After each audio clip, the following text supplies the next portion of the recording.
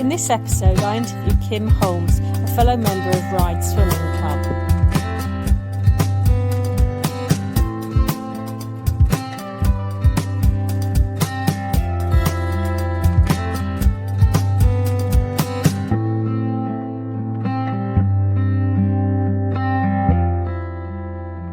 For the Love of Swimming is a podcast that celebrates the wonderfully diverse community of swimmers and fantastic swimming opportunities that exist on the Isle of Wight off the south coast of England. Welcome to the podcast. I'm Sandy Cicognani. In 2019, I started the group Outdoor Swimming Isle of Wight as I wanted to find people to swim with in the sea. Since then, I've been on an amazing swimming journey, meeting some wonderful people who share my passion for swimming. I founded a social enterprise to support and encourage people to swim in the sea, trained to be an open water coach, developed the concept of a sea cafe, and have brought the sport of longe-cot, renamed sea hiking, to the place where I live. I'm part of the outside research study team based at Sussex University, looking at outdoor swimming as a nature-based social prescribing intervention for depression, and I work in the voluntary sector on the Isle of Wight. For the Love of Swimming is also the name of a series of community events that aim to share information and inspiration and to connect people through swimming. So if you're lucky enough to live on or visit the island, look out for these events coming soon. Follow us on all the usual social media channels and don't forget to subscribe to the podcast for more personal swimming stories.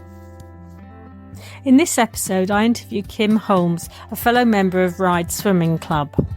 Welcome, Kim, and thank you for coming on the podcast with me. Oh, no problem. Pleasure to be here. Can we just start? If you could tell me, what kind of a swimmer are you? So I'm a competitive swimmer, but I'm a sprinter. I don't do anything long distance, and long distance for me is anything longer than 4 lengths. Excellent. We'll start with some quick questions. What's your favourite stroke? My favourite is probably freestyle, front crawl. Mm-hmm. Yeah. And your favourite distance? 50 metres. Okay. 50 freestyle is my favourite event. Yeah. Splash and dash. Get there as quick as you can. And what about your favourite time of day to train? Always the morning. Yeah. But unfortunately, as you get older, obviously work gets in the way. So the adult swimming times tend to be in the evening, which you get used to, but I'm definitely more productive in the mornings. Same here, really. Yeah. And what about food? Do you have any particular favourite pre or post swim meals or?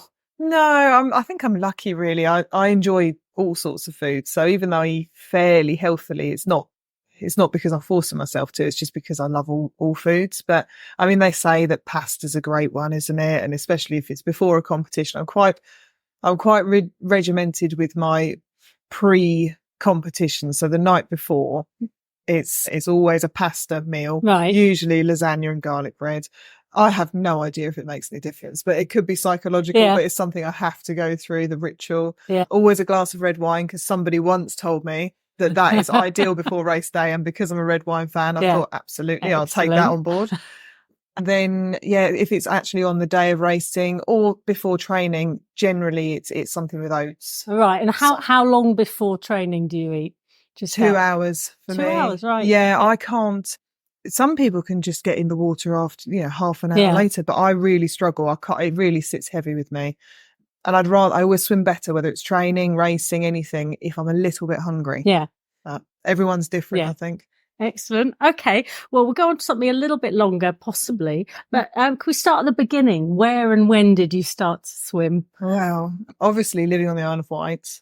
And my mum she's not a very confident swimmer. She can swim, but she's not particularly confident. And obviously living where we do, I've got a brother, he's 4 years younger than me. So because we loved being down the beach, as all kids do, she basically thought, right, if we're going to be down the beach every day in the summer, you two need to be strong swimmers. So we started, as most kids do, at 4, up at the heights in Sandown.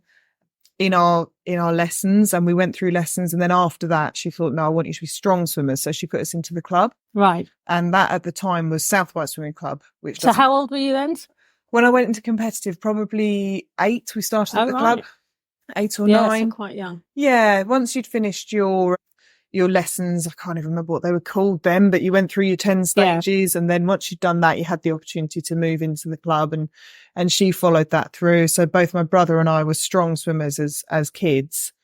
which obviously when you're in and out of the sea, you know better than anybody with the currents and the waves, people just get caught out, don't they? And she, where she's not so strong herself, I think she worried that she wouldn't be brilliant if we really needed her. So she just wanted us to have the best possible chance. And my brother, being a boy, was, you know, always a bit over enthusiastic with what he did and got himself into trouble a couple of times. So yeah, and I stuck at competitive swimming through my teens till about 16. Okay.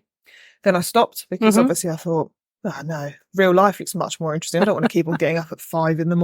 and, you know, training when all my friends are going out and having fun and doing what teenagers do. So I stopped and, you know, just concentrated on other things. I still did a lot of sport. I still did hockey and gymnastics and tramp. I've always been quite into sport, but I just stopped the swimming because it was antisocial. Right. You know, and getting up at that time isn't really conducive for having a social life. But then after a few injuries with other sports, I think I was about 22 and I came back to the Isle of Wight Marlins Swimming Club where Jenny Ball is obviously, she was always a prominent figure. She was the founding person. So made contact with Jenny and came back to swimming that way. And then, that they are not a very competitive club. They're a lovely club, very friendly. And it was absolutely what I needed, the stepping stone to getting back to it. But it was from there that I moved from Sandown to Ryde, just, you know, moved house, and they had just set up Ryde Swimming Club in 2014 when I moved to Ryde. And somebody that used to be at South Wight Swimming Club, I just happened to pass them at Waterside one day and he said, oh, are you still swimming? Are you still coaching? And he said, it'd be great if you could help out. And that was it really. Since then, I've not left Ryde and still swimming now. Excellent. You said the word coaching then. So have you trained as a coach? What coaching do you do? Yeah. So I started my qualifications when I was 16. I did my assistant teacher's course. That was at the Heights. I remember clear as day being stood next to my mentor with the little kids looking up. I was absolutely terrified. So I did that one. I can't even remember when. And then I did my full teacher's course, my level 2. And I used to teach alongside Martin at the Heights. Right. Martin Lovett. And that was really nice actually, because it's something I've always enjoyed. And I loved teaching sort of young children because, you know, it's a real sense of achievement from a child not being able to swim at all to actually being able to swim to survive and then take it further. But it also helped me in life as well because I'd made the decision at the time to leave my job. Right. Just, you know, it wasn't for me. And I knew if I carried on, I'd be there forever. And it gave me the option because I didn't have anything else to go to career-wise. So it meant that I could do a bit of teaching, lifeguarding, you know, do some bits at the Heights as an interim so that I wasn't left with absolutely nothing. So it really helped, you know, mentally and also financially to have something in that gap. And that was, you know, it was a real help at the time. And then I did my coaching courses much more recently. I think it was just before COVID, I did my assistant teacher's course. And then it was last May that I got my level 2 coaching. Yeah. So, yeah. Good stuff. So you still enjoy coaching then? Otherwise you wouldn't still be training. Yeah, no, I love all of it. It gives me a focus. I think real life and working and it's all, there's so much stress involved. And for me, and I know everyone has their different things, but for me, swimming is a stress reliever. Yeah. Just getting in the water, you can't hear anything other than the water. The breathing's so methodical. It really calms me down. I suffer quite badly with migraines and unbelievably swimming is about the only thing that, as provided I can get to the pool, I can swim through a migraine. Oh, really? And it will actually help because of the breathing, because it calms you down. Yeah, it's a real tonic for me in so many ways. And that's interesting because I see you as a competitive swimmer and for me that's like a stressful thing, isn't it? But you say it's relaxed. So it's kind of, how does that balance out that kind of stress and the relaxation? I mean, competing is stressful. I do get very, very nervous on race days, but I think you have to have that. Otherwise you wouldn't care. You wouldn't perform, you know, it's a healthy anxiety, isn't it? But the training side of it is completely different. I compete mainly to keep myself training. Yeah. Like, you know, if I've got something I know is coming up, then I know I've got to keep going. It's very easy, isn't it, to get in the evenings and sit down, have a cup of tea and think, oh, I really don't fancy going tonight. Yeah. But if you know you've got something coming up that you really should, you know, keep that baseline fitness, keep going. And I can honestly say I've never, ever come away from the pool thinking, oh, wish I'd never bothered tonight. Yeah. When in other things I have, you know, if I've got a niggling injury and I've gone to the gym and thought that was a bad idea, or gone for a run and you think, oh God, that was painful today. But with swimming, never. Right. Interesting. It's something that really helps me alongside work. And I think when you've got a stressful job, it's just nice to have that downtime. Yeah. You can't really think about anything else, can you, when you're swimming? No, but you completely switch off. I think when you've been doing it a long time, it's just so automatic. They say, don't you, when you're driving on the motorway, sometimes you think, God, I don't remember those last 3 junctions, because you're on autopilot. With swimming, you know, if you're doing a longer distance, especially, it flies by. Yeah. You don't even realise how much you've done, and it's a nice way to be. Yeah. Excellent. Okay, let's talk just a little bit more about competitions. Tell me about your most recent competition. So the most recent one was actually on the Isle of Wight. Yeah, it was You did rather well in that one, didn't you? Yeah, it was really nice, actually. It was probably one of the best I've done, not because of performance or anything like that, but just because, like I say, Ryde's a really young club. 2014 it was founded, and most of the clubs, especially on the island, have been around forever. Yeah. Forever and ever, and they've still got the same coaches, which is amazing, the level of experience in them. We're a very, very young club. Yeah, so it's quite a young club, and certainly in the last 2 years, probably since everything kind of got back to normal after COVID, we've got a lot of master swimmers. It's always been an age group swimmer club, but in recent times we've got a lot more adult members, which is amazing. And some of those have never competed before. Some competed as kids and haven't done for years. So it's the confidence of whether you want to do it or not. And this event actually meant that there was more of us than usual swimming, which was really nice. And it was just such a great atmosphere. It's a nice atmosphere anyway, because it's a very chilled, relaxed meet. Adult swimming can be one of two things. You can make it as serious or as relaxed as you like at every single meet, whether that's Isle of Wight or Nationals. You know, there's people there to enjoy it. Yeah. It's not like when you're kids and your coach tells you, you must do this event, you need to get better at this event, you must PB here. The pressure's whatever you put on yourself.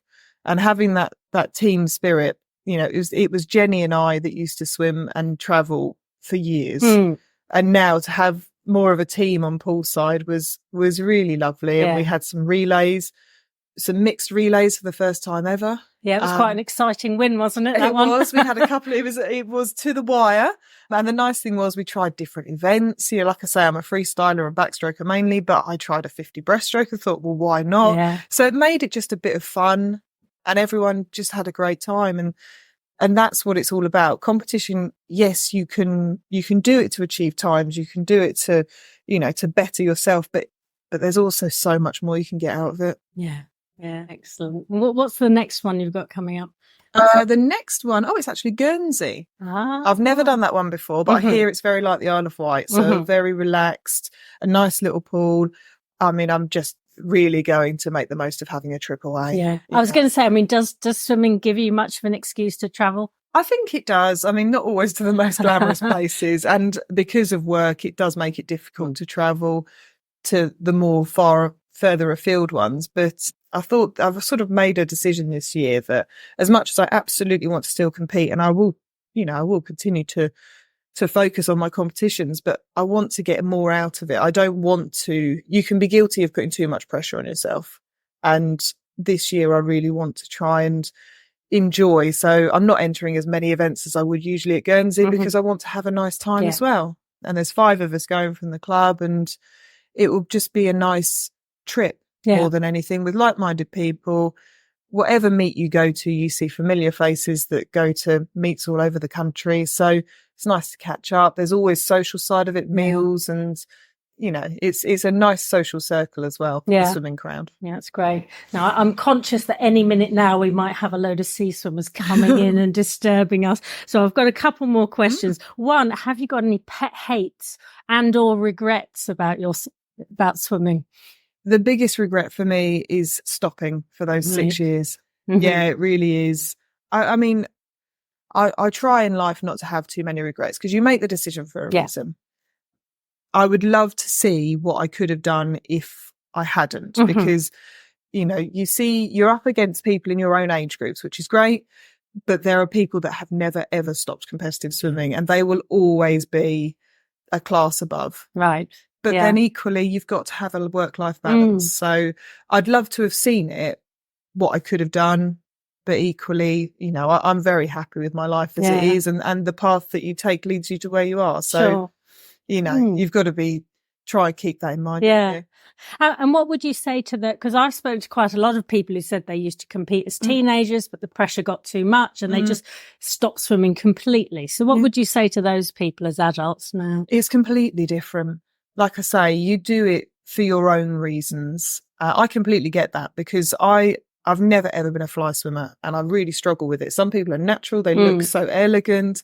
I feel like a swan where, you know, everything is doing absolutely like full speed under the water, and on the top, you just about get by. But as a kid, I was put into 100 fly, and I've never competed that before in my life. And I'm not capable of it. I'm not strong enough. And I stopped after 2.5 legs. I had to stand up in the middle of a race, and that destroyed my confidence. And my coach should never, ever have done that to me. That sort of thing wouldn't really happen nowadays, obviously different generations, but it does put you off. And it took me a little while to come back.